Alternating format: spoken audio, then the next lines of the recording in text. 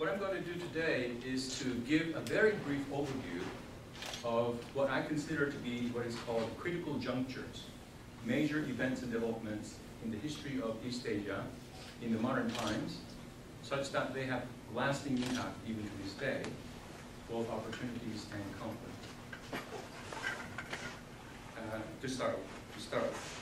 And then other regional developments in East Asia of a more recent origin that have structural impacts and constraints and opportunities for East Asian communities to relate to each other. Some of which are not doing too well, as you will come to realize as I go through my presentation.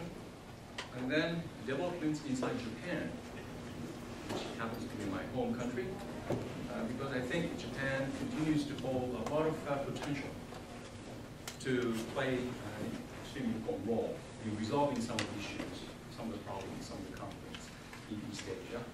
But so far, for various reasons, has been prevented from doing so. And I have some ideas as to how to begin to do that. I'm not running for prime ministership, don't worry. I just have some suggestions for anybody in the audience who has access to the prime minister to convey to him. Even though he's a graduate of Waseda University, no doubt. Earlier you mentioned to some people that I was talking to some professors at Waseda University, asking them if they remember him, and they didn't. So that meant either he was such a bad student, he never came to school, or he had nothing to offer, nothing to contribute to class discussions, or he was busy preparing himself for a political career. Either way, he was very successful. Now, going back to critical junctures in East Asia, which played and continue to play a major role in shaping some conflictual relationships among East Asian countries and some opportunities to bridge the gaps. I would start saying Western imperialism and Japanese emulation of Western imperialism, turning it into Japanese militarism in the 19th and the 20th century. I would call that probably one of the most important, one of the most fundamentally important critical junctures in East Asia. And this gave rise to nationalism, which took over and prevailed over very nascent internationalism that did exist in the 1910s and 1930s. Then the Second World War, you would all agree, was another critical juncture, leaving lasting legacy in the form of nationalism that tends to see others as hostile towards them. I'm speaking of China, I'm speaking of Korea, I'm speaking of Japan. And also leading to territorial disputes, jurisdictional disputes, issues of history, over which Japan has not really been able to overcome disagreements, major disagreements with its neighboring countries. And then the Cold War came. The East-West division of East Asia basically prevented reconciliation between the Japanese and the Chinese and the Koreans. On the one hand, the Japanese people, most of them are very appreciative of the assistance that the United States provided for Japan's economic recovery, political revitalization, democratization, and returning to the civilized world. On the other hand, it did have a lasting impact of not allowing the Japanese to come face to face with the Chinese in reaching the kind of reconciliation that the Germans and the French were able to do, because they happened to be on the same side of the ideological conflict, Cold War. Then we still have the lasting effect of the Cold War in the form of divided nations, China and Korea. The United States played a central role in providing border stability to the Western camp in East Asia by developing bilateral security alliances with Japan, with South Korea, and the United States also tried to develop something similar to NATO in Southeast Asia, known as CETA, but that did not come into fruition. So we have what is called a hub and spokes alliance system centered around the United States. And that continues to this day. The Cold War also had its own impact on the historical views of each other among East Asian communities. Selective memories exist not only in Japan, in terms of Japan's historical experience, highlighting the achievements and downplaying the atrocities that committed upon their neighboring countries. Selective memory also exists in China. As I may not really have to reveal everything that we know about what happened during the Great Cultural Revolution, Great Leap Forward, Tiananmen Massacre, and so on and so forth. But selective memory is part and parcel of national identity formation, which is dictated or at least managed or controlled by the central government in each of the East Asian countries. So I would say that is a lasting effect of the Cold War. The end of the Cold War was just as important as the Cold War itself, except for the fact that remnants of the Cold War, as I mentioned earlier, the divided nations, are still present in East Asia. Nonetheless, the end of the Cold War brought about a measure of improvement in China-Japan relations, Japan-Russia relations, South Korea-China relations, and South Korea-Russia relations. When the Cold War came to an end, many scholars in East Asia, not just Chinese, but Japanese, and also South Korean scholars, began to wonder if the U.S. strategic presence in East Asia was no longer necessary, or whether or not the United States would be able to justify its continued military presence in East Asia in terms of other security needs, not only of the United States, but also of the NATO countries in the region, going beyond the ideological conflict between East and West. In the initial phases of the post-war period, the United States seemed to show reluctance to embrace multilateralism, preferring rather bilateral approaches to political and security relationships in the region. And then 9/11 came along, and I would put that as one of the major events of the recent past that really had a major impact on the relationships among East Asian countries. First, we began to talk about fighting war against terrorism. But if we are fighting a war at all, it's an entirely different kind of war than the First World War, Second World War, Korean War, Vietnam War, Vietnamese War, and even the Cold War. Because the enemy is invisible most of the time. Enemy could be among us. I don't mean in this way, obviously. And the enemy has the kind of weapons that are fairly easily accessible, including miniaturized weapons of mass destruction, chemical biological warfare that could be harnessed by a few individuals that have the technique and that are well financed by their sponsors. So we're talking about a very individualized access to these kinds of destructive weapons that could trigger a whole series of massive scale disasters. And this requires cooperation of the kind that is unprecedented. It involves individual citizens, organizations, groups, national governments, transnational organizations, and of course international organizations, such as the United Nations. And East Asian countries are struggling as to how best to curtail the potential of terrorism, not only from beyond their borders, but from within their borders. Japan, for example, has experienced its own homemade terrorist organizations and groups. China, according to the Chinese government at least, independence movement in Xinjiang occasionally resorts to terrorist tactics. Therefore, the Chinese government would like to cooperate with the United States, with Russia and other countries, Central Asian republics, to curtail and contain the potential terrorist threat from that part of China. Russia, for its own reasons, also has sources of domestic terrorism, as the Russian government defines them. So, different countries have different threat perceptions, and they do need to cooperate in terms of exchanging information, curtailing and eliminating transfers of funds, information, people flows. So there's clearly a strategic need for these countries to cooperate. But given the historical legacy of not trusting each other, East Asian countries are finding it extremely difficult even to deal with this common concern known as international terrorism.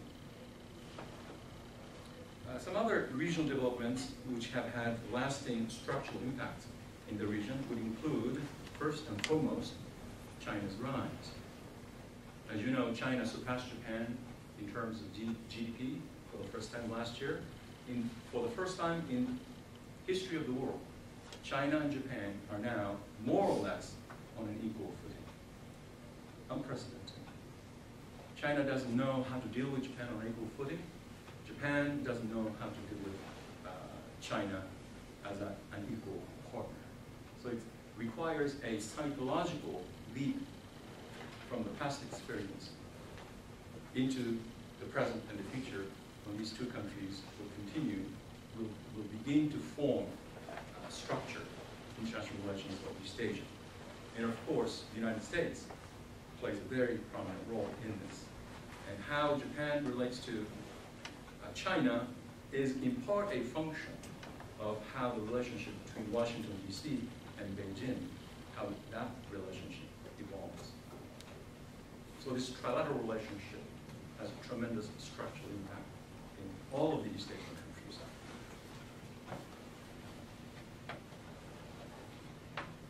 Sustained economic growth inside China is a source of stability and source of legitimacy for the government.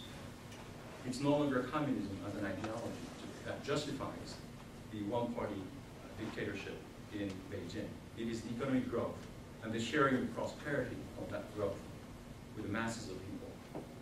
But given the size of the country, given the size of the population, and given the diversity of the communities in China, it's extremely difficult to share that newly acquired wealth equally among all people, which after all is anathema to the ideals and ideals of communism. So there's a tremendous social pressure which could turn into a political unrest throughout the country that would destabilize China. And that will be against the interest not only of the Chinese government, but also of the neighboring countries, including my own country, Japan. So how China will proceed with its path towards even a greater status of economic power has very, very important implications for all of us. China also occasionally uses nationalist sentiment among its population to divert domestic attention away from the internal ills and woes and problems. One incident that took place back in September 2010 around the so-called Senkaku Island, or Jiayu Island, in the East China Sea, is a case in point. One Chinese trawler rammed up against two Japanese Coast Guard vessels in an area contested by both countries as their territorial waters. In the end, to make a long story short, the Japanese government, under pressure, international pressure, but primarily from China, released the skipper of the trawler. And immediately, a public opinion poll indicated that 80% of the public in Japan were against that release. But the government came to the determination that even though this was a violation of Japanese territorial claims, that Japan did not want to risk damaging its bilateral political relationship with China unnecessarily. So it was, I think, a smart decision, but in the eyes of the public, it was not well accepted at all. So it's this kind of nationalism, nationalist sentiment that has to be balanced with diplomatic political relationships, interest with respect to stable bilateral relationship between Japan and China, that the Japanese government must always be mindful of. And I suspect the same logic applies to the Chinese government.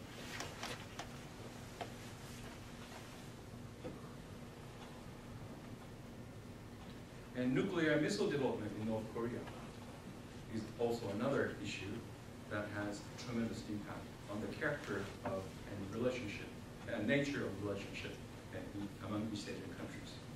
I've been looking in great detail at how each of the countries has tried to manage its national interests involved in the North Korean case. There's one commonality among all the participants in the so-called six-party talks, with the exception perhaps of North Korea, which is to denuclearize North Korea. But beyond that fundamental common interest, the strategic political interests of all the countries diverge in different directions. And there is no common vision beyond North Korea nuclear crisis, which makes it very difficult to define and identify a common strategy leading to the objective of denuclearizing North Korea, because in the process of inducing North Korea to give up its weapons, missiles, nuclear weapons, and material and technology, you might advantage other countries in the region and disadvantage yourself. For example, if North Korea decides to surrender its nuclear weapons and missile technology, thanks to the Chinese support for their existing regime, would the United States welcome that? The United States would welcome the part about the denuclearization of North Korea. But China expanding its political, economic, and perhaps even social influence into North Korea is probably not something that the United States would welcome, nor would South Korean government or people welcome Chinese exerting its influence over the northern half of the Korean Peninsula, because it might, among other things, make it very difficult for the South Koreans and the North Koreans to reconcile their differences and become reunited again as a nation.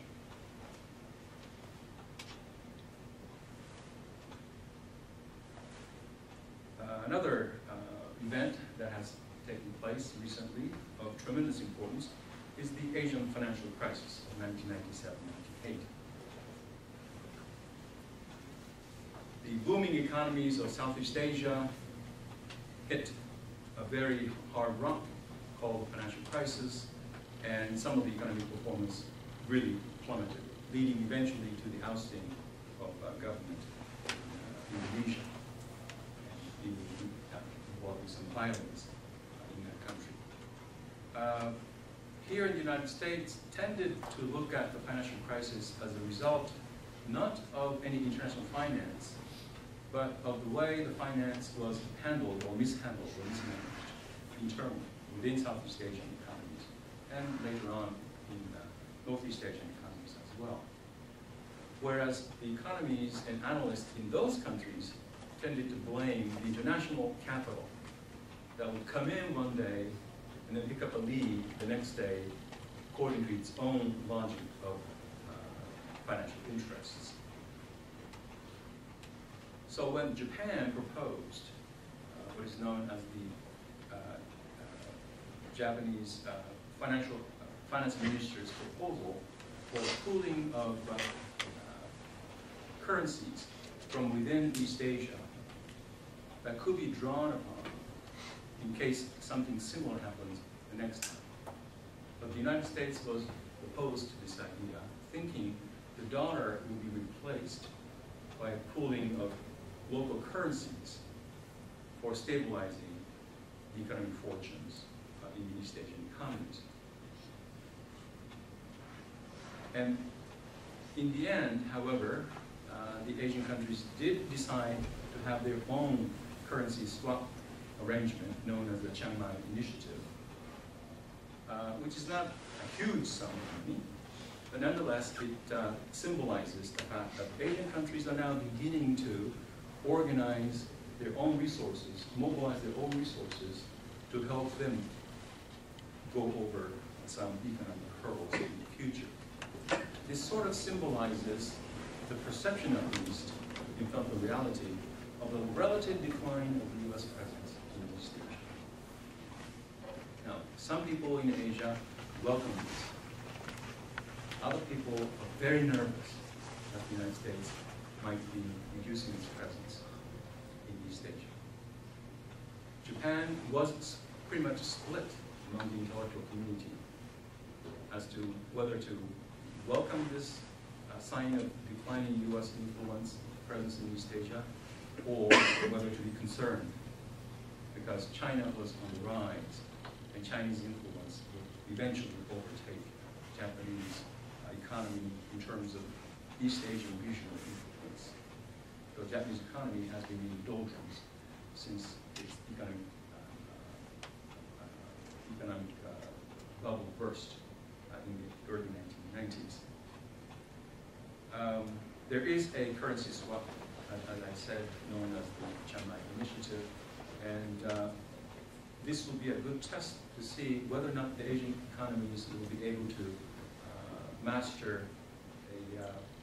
develop a regional framework that would be under their control without the United States or the IMF extending its hands of assistance to overcome future financial crises. I mean, nobody wants a future financial crisis, but if it does come, to what extent is this new initiative going to be effective in containing the contagious, debilitating effects of a financial crisis of the magnitude that we faced in 1997-98. Even though, as I said, East Asian countries have pulled together their financial resources, there's a competition between China and Japan as to who would put up the most share of that pool of currencies. They agreed to equalize their share for now. There was a tit-for-tat offers being made, which was to the liking of the Southeast Asian countries, because they got the best bargain from both sides. But it does indicate that Japan and China, both interested in some kind of a leadership role in the region, nonetheless compete against each other. Another development, not necessarily not something that has an immediate shock effect, but a profound effect nonetheless, is the economic integration in East Asia. For the first time, most of the East Asian countries trade more extensively within the region than with countries outside, including the United States. This is a fairly recent phenomenon. I'm not pretending to say that there's going to be an East Asian economic bloc closed to outsiders, or the kind of Yen bloc that emerged before the Second World War, but it is clear that the network of production, markets, labor that crisscross national borders in East Asia have really brought these countries and economies into closer integrated format. So the United States will have a tough time breaking into that region in terms of market access unless the United States becomes part of some institutionalized mechanisms for further deeper integration in East Asia. And the United States has proposed that Japan join such a framework known as TPP, Trans-Pacific Partnership. In Japan, there has been a very heated political debate as to whether Japan should really even join to discuss this new initiative. Because China clearly does not appreciate the United States taking a leadership role in instituting a different framework than the existing framework known as bilateral or multilateral FTAs, free trade agreements. There are several institutions in East Asia that have begun to show us that East Asian countries do have genuine regional identities being developed, and that they would like to work with each other to form regional institutions and frameworks for dealing with the common problems.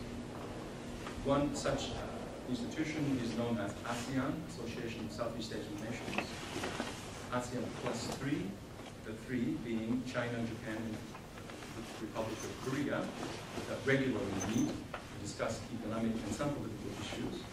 And then ASEAN plus 6. 6 includes those three countries, China, Japan, and South Korea, and also Australia, New Zealand, and India. Now, China prefers ASEAN plus 3. Japan prefers ASEAN plus 6, because they want New Zealand, India, and Australia to be part of this group, so as to diffuse the otherwise potentially dominant influence of China. China does not want the United States to become part of this particular series of frameworks. So as I said earlier, the United States has initiated a major drive towards the formation of a TPP, as I said earlier. Also, there's an East Asia Summit that has grown over the last 3 years. For the first time this fall, this weekend I think, the United States will participate in this East Asia Summit, along with Russia. So Russia is now seen as an East Asian nation, not just a European or Eurasian nation, but also an East Asian nation. We don't know what specific agendas will develop over time out of this East Asian Summit, but it does indicate to us that there is a struggle going on in the region as to whether to push the Asian side of the regional integration to the forefront, similar to the kind of proposal that Mahathir used to make, that Asian community for Asians only kind of approach, on the one hand, and on the other, Pan-Pacific community group, including the United States and possibly in Canada, and some of the not so Asian, but Asia located countries like Australia and so forth.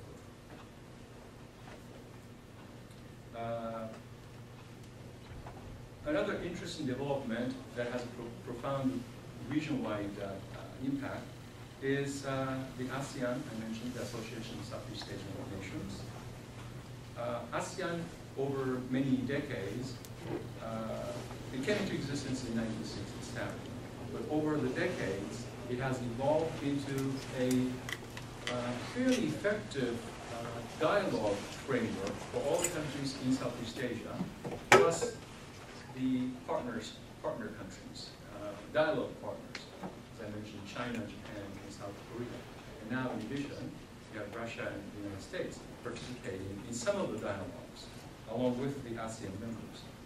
But ASEAN has been relatively successful in developing itself as a fairly coherent organization in Southeast Asia with increasingly broader scope of issues to cover the entire Pacific, based on what is known as the ASEAN way, which means decisions are made on the basis of consensus. So one country can veto any progress in dialogue on economic, political, or security front.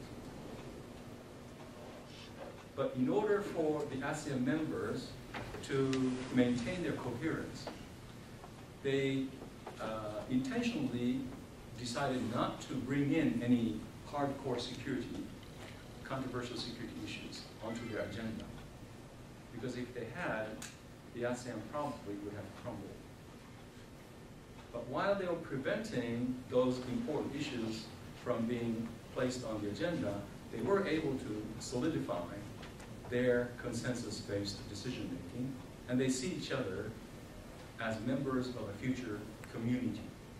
And in fact, in the year 2015, they're supposed to establish an ASEAN community made up of political community, security community, and social cultural community.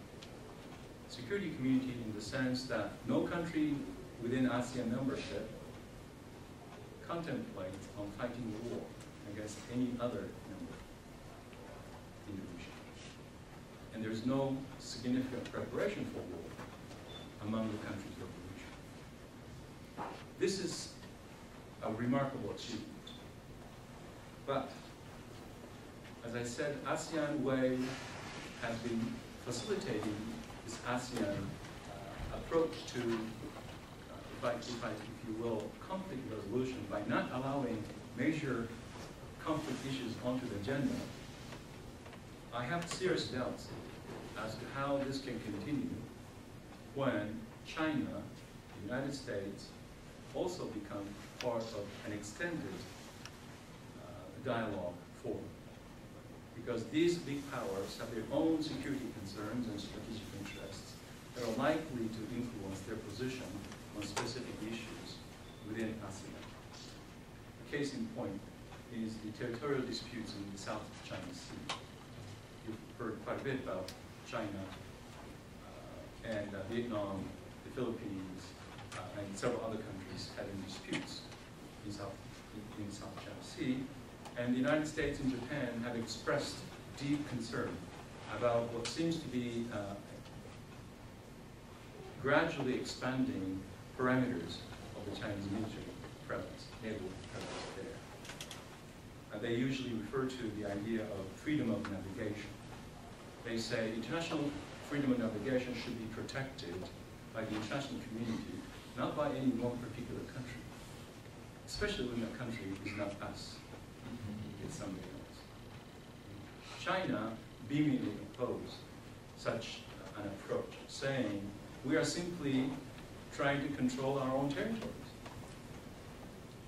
which any sovereign state is entitled to do. So there is a deep division of opinion and approach as to how to resolve these territorial disputes in South China Sea in such a way that they can be peacefully resolved without disrupting international shipping, which is crucial for the survival of the economies of Northeast Asia and, of course, Southeast Asia. Another very important principle on which the ASEAN way has evolved is the principle of equality, non-intervention, and peaceful resolution of conflicts. When it comes to sovereignty issues, such as disputes over territories, the very fact that somebody else claims your territory, or the territory that you think is yours, is intervention. So how do you reconcile this principle of non-intervention into the internal affairs of their countries in the region, on one hand, and the fact that claims overlap and compete in conflict? And if you can help the Chinese, the Vietnamese, the Filipinos, and others resolve these issues, you'll win Nobel Peace Prize. The same applies for you who are interested in territorial disputes between China and Japan, between South Korea and Japan, and between Russia and Japan, all of which are legacies of history of pre-war and wartime Japanese actions. Let's turn our attention quickly to what has been going on inside Japan. I don't want to give you a whole introduction to Japanese politics or economics or society. My intent is simply to highlight the difficult struggle that Japan is involved in domestically, which prevents Japan from playing the kind of international role that I think it ought to play in the region and beyond the region. The first thing that you notice is the very, very sluggish economic growth of Japan. It has been growing, but at the annual rate of between 0.5 and 2.0% over the last 2 decades. Japan's GDP grew at the annualized rate of 6% in the last quarter, ending in September. But next quarter is expected to be much slower. So that Japan will achieve something like 2.3% growth over the last entire year. In contrast to China, which continues to grow at the annual rate of between 9 and 11%. China, as I said earlier, has already overtaken Japan in terms of the size of GDP. There are other domestic problems in Japan besides economic performance, but which also have a major impact on its economic growth. One is the demographic decline. Japanese population simply is shrinking. It started declining in 2005 for the first time since 1945. Why is that? Well, low fertility. Young generations don't want to get married until 28, 29, 30, 31. Some women don't want to get married, period. And that is now accepted, not as a norm, but as certainly within the range of normal behavior. One of the major reasons why people are either postponing marriage or deciding not to get married is the cost of living, the cost of bringing up children, family in Japan now. In large part because of the sluggish economic performance of the country over the last 2 decades. The population is aging very fast. By 2025, they say about one third of Japanese population will be 65 years old or older. And their welfare will have to be supported by shrinking younger segments of the Japanese population. So if Japan can somehow overcome this difficulty of supporting increasingly larger and aged population by working energies and hours and talents of the shrinking segment of the population, they will collectively win the Nobel Peace Prize. Because other countries are right behind Japan in terms of these trends, including, surprisingly, China. In the next 20 to 30 years, China's population will peak and it will begin to decline. But already China has a very different kind of demographic problem from most of the other countries, and it's called the gender imbalance. Mauro was telling me yesterday that more than one out of 10 males in China cannot find a mate, statistically speaking, unless they change the marriage culture so that the one, person can marry several people of the opposite gender, but that's not going to happen in China, for sure. So these demographic issues are seriously challenging the ability of the economies of East Asia, and I would say South Korea as well, in managing their economy, maintaining their living standard of living, and somehow keeping their household and nation's cohesive wholes. And then there's the political malaise. I would say political malady. 6 prime ministers in 6 years. That's unheard of. You think in the US presidential elections, you become a president, and almost as soon as you get elected as a president, you sort of start the campaign for the next cycle. But in Japan, a prime minister has served only 1 year, or 1 year and 2 months, out of 6 years among the last 6 prime ministers. So when does one have time to invest his talent, his political capital, in new initiatives to change the economic landscape in Japan, in time to see effects of his efforts? You don't. So how do you manage Japanese economy when the leadership changes, almost overnight and very frequently? Let's talk a little bit about the what I call 3/11.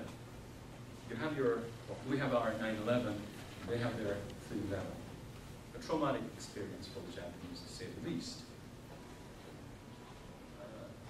Several effects can be observed, one of which is the public confidence in government disappearing, deeply shaken, because the Japanese public had been led to believe that the Japanese technology is so superb, including nuclear technology, that it's safe, that it's productive, that it keeps Japanese economy going forward.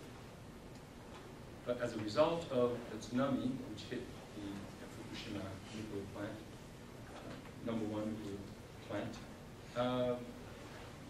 there was a meltdown, which was admitted much, much later on, and American scientists had suggested almost 2 days after March 11th.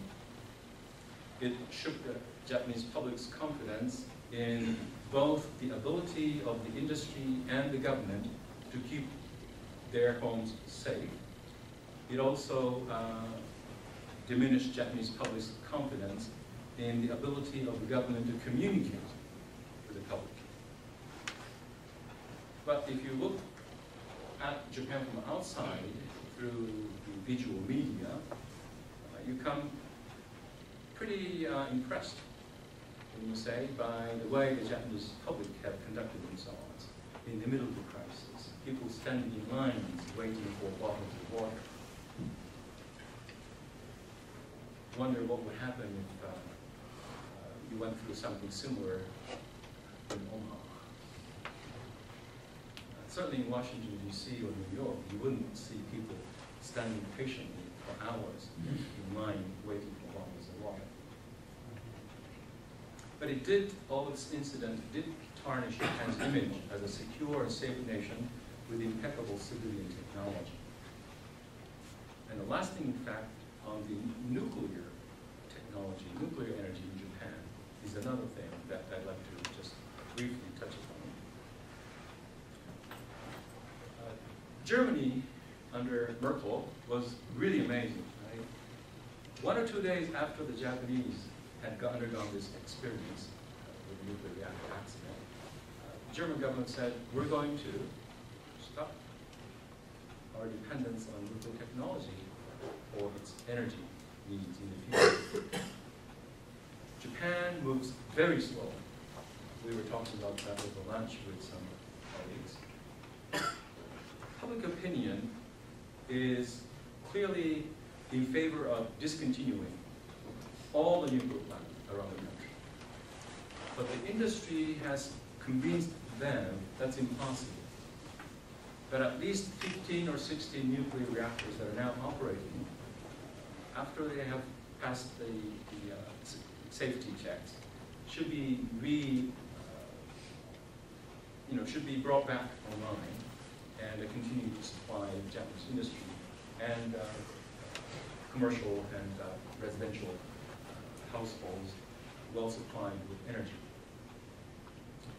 Although a growing number of people are saying we should look into alternative technologies, such as wind technology, solar technology, and so on and so forth. And hydroelectricity, which used to be the only source of a major source of energy for Japan in the immediate post-war period, in addition to coal, is now being looked into as a possible alternative source of energy as well. But nothing can quickly replace the energy that is currently being supplied by nuclear technology. But I would suppose that in the next 5 to 10 years, about half of the 15 or so nuclear reactors that are now operating will stop and will not be resuming the operation. So eventually, Japanese nuclear industry will die a very slow death. But in the meantime, the Japanese government and the industry are advocating export of Japanese nuclear technology to other countries because they have invested such huge amount of human and material resources in the development of nuclear technology. They don't want to see it all go to waste. So they want to make some profits and then use some of those profits in developing alternative sources of energy. In terms of the impact of 3/11 on Japan's relationship with the United States, Russia, South Korea, and China, all these countries offered humanitarian assistance. Very clear, no question about it. Russia provided the largest rescuer team of all the countries. But they came and returned fairly quickly. In contrast, the United States, which has initiated the Operation Tomodachi, has stayed on in Japan, involving not only civilians, but also military personnel in providing assistance, humanitarian rescue, and also humanitarian goods delivery to people who need it. And I think U.S. assistance to Japan has had far more favorable impact on the public perception about the willingness of the international community to assist Japan in time of crisis than any of the other countries that I just mentioned, which have also offered some material and humanitarian assistance. The relationship between China and Japan, as I said earlier, is very sensitive, and this sensitivity of the bilateral relationship was reflected in the fact that Hu Jintao, when he was giving his annual speech last year,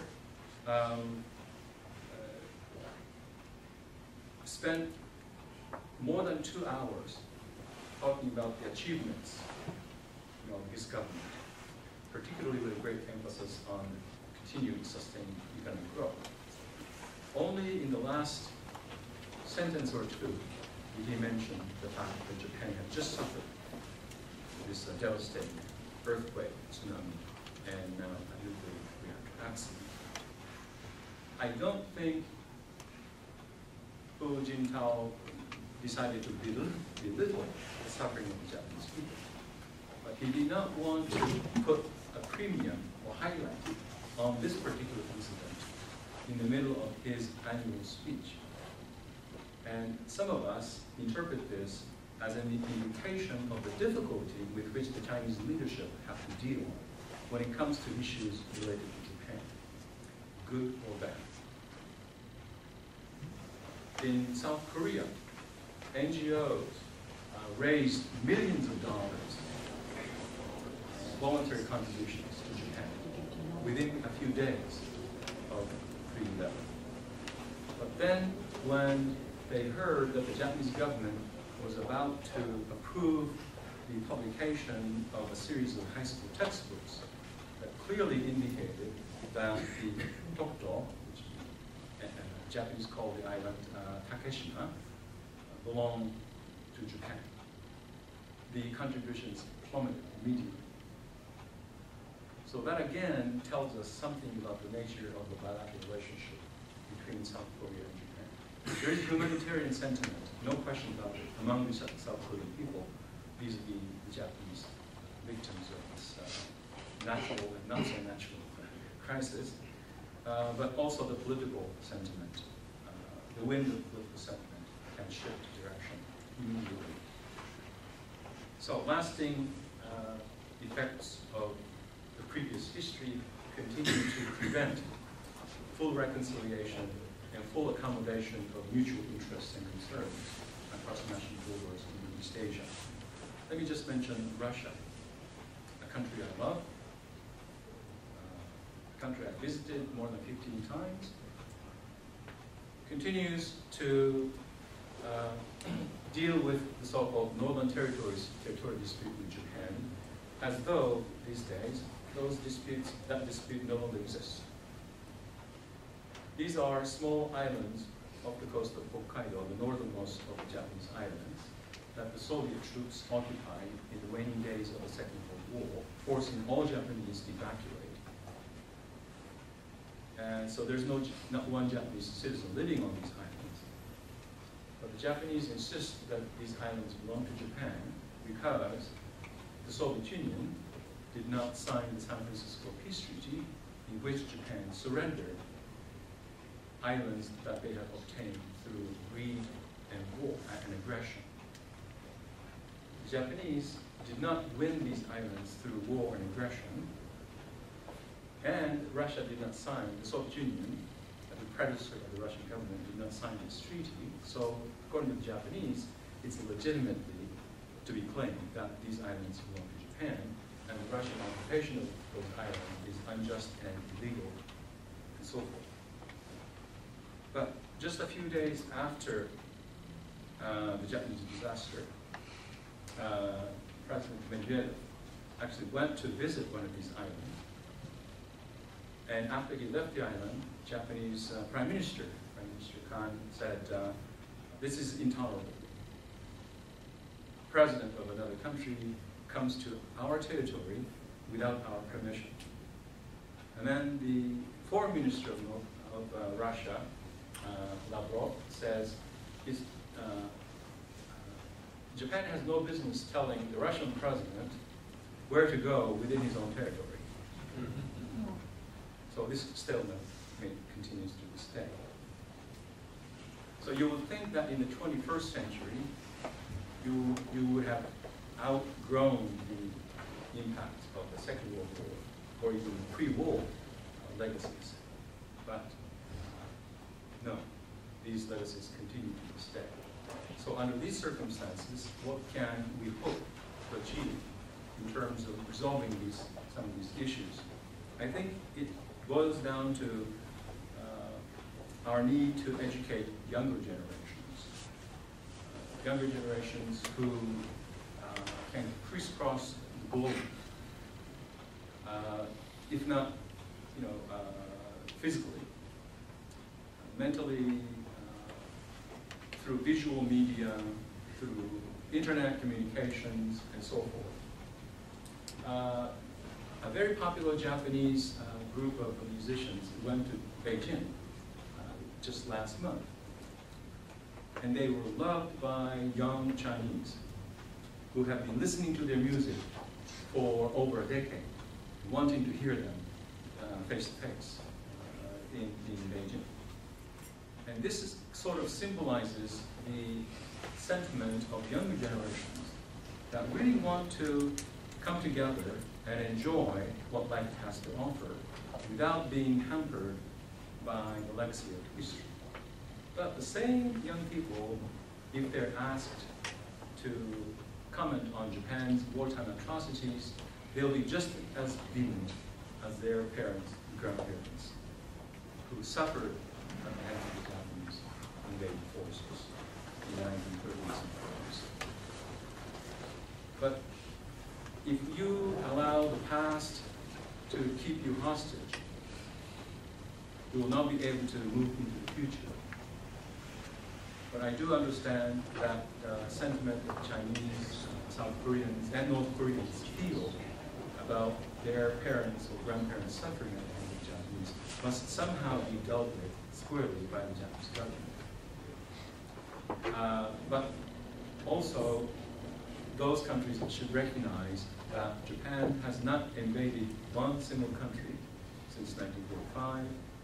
Japan has not even had an intent to launch any weapons beyond its national borders against anybody. So Japan is an entirely different country. But when you have a government, at least managed, if not totally controlled, media, in China, for example, telling the public one thing or another about the atrocious Japanese of the past, it does color Chinese perception of Japan. Just as when a handful of Japanese nationalists in Japan monopolized the public debate on the future relationship between Japan and China, and paint a very, very dark picture of China, it does affect the Japanese public perception of China. So what is necessary is a democratization in China, further democratization in Japan, and improved communication between the two nations, particularly among the younger generations, so they will see each other with their own eyes. They taste their music, arts, and so forth, with their own senses, rather than relying, depending for their future upon what's written in the text or other commentaries. So it may be a very commonsensical recommendation that public education is extremely important for young generations, but that's the foundation upon which we can build true East Asia community. And I do hope that China and the United States will be able to manage their differences in the future. Because after all, being Japanese, I deeply care about the future of Japan. And Japan's political and security relationship with the United States is essential for its survival, for its stability, for its prosperity. But China's economic development and further stability is also essential to Japan's prosperity and stability as well. So Japan needs both the United States and China. So it's up to you to convince the US government that multilateralism is a good thing, that the United States should engage both Japan and China, not as an enemy or adversary, pushing them into a corner, but rather getting them out of the corner into the global diplomatic, political, economic, and cultural sphere, so that the Chinese will be able to enjoy the freedom of traveling around the world as freely as we, the Japanese, or you, the Americans, have been able to do for generations. Thank you.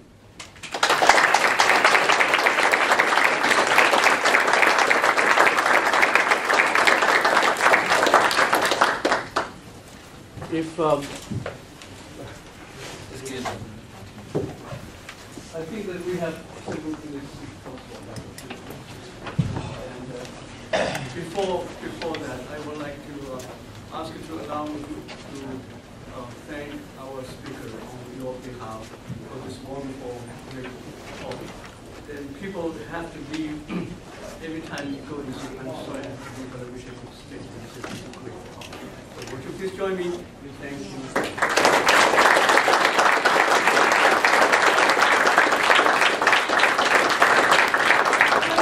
We may just have a few questions if possible. I have two questions. You made some on both maybe relating to demographic issues. In a lot of European countries are experiencing population declines among their sort of traditional native groups, but there's a lot of immigration and a lot of diversity now in European countries. Maybe you could address the situation in Japan and other East Asian countries on that score. And also I wonder, I mean, in the U.S. and European countries over the past 35 years or so, I mean, one of the most dramatic changes is the entry of about 55% more women into the workforce. And I wonder, you know, if you might address the situation of women in the East Asian countries. Thank you very much for a very important set of questions. I have been studying immigration policy in Japan and around the world for the last several years. And one thing I can say is that looking at Japanese immigration policy, it is a very restrictive policy to their own mind, if I may say so. It's primarily due to the what I would call a myth that Japanese continue to cling to, which says social stability and political stability requires ethnic homogeneity. So if economics dictated the terms of their future development, they would have to open their doors to international migrants, both skilled and unskilled.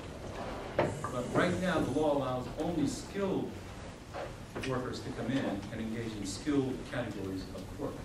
No foreigner is allowed to engage in unskilled tasks in Japan by law. But that's the sector that requires a huge new population because of the shrinking of the younger generations in Japan. So they're basically hurting themselves because of this sociological belief system. Now there have been a few proposals to allow larger numbers of foreigners to come into Japan through very specialized regimes, such as training, technical training, industrial training. But these two special visa statuses have been abused, both by people who are not really qualified to come in, and by Japanese employers who want to employ cheap labor by helping these individuals obtain training visas. But in fact, they don't give them any training. They just engage them in manual labor. The role of women. Typically, among younger generations, 60 to 70% of households are now double income earners. But typically, also, women are part-time workers. And even if they're full-time workers, they typically get paid about 70% of the salaries that men earn for doing basically the same thing. So there are opportunities for increasing numbers of women to enter the labor force, and the government is sort of encouraging them to do so, but at the same time they're concerned that if large segments of women engaged in, are employed over an extended period of time, the fertility rate will continue to decline. So they need to, do both. But how does one go about doing it? They're providing allowance for families with one child or two children to encourage them to have children. But if they have children, at least for the childbearing period, they will have to engage at least at most in part-time jobs with lower levels of wages. So this problem will continue. And again, it comes down to the issue of importing labor. That seems to me to be a much more effective solution to the problem. Well, I guess that we were coordinating, and I want to thank you all and thank my sponsors, One Institute and the Political Science Department. And again, let me ask you to thank our speakers today.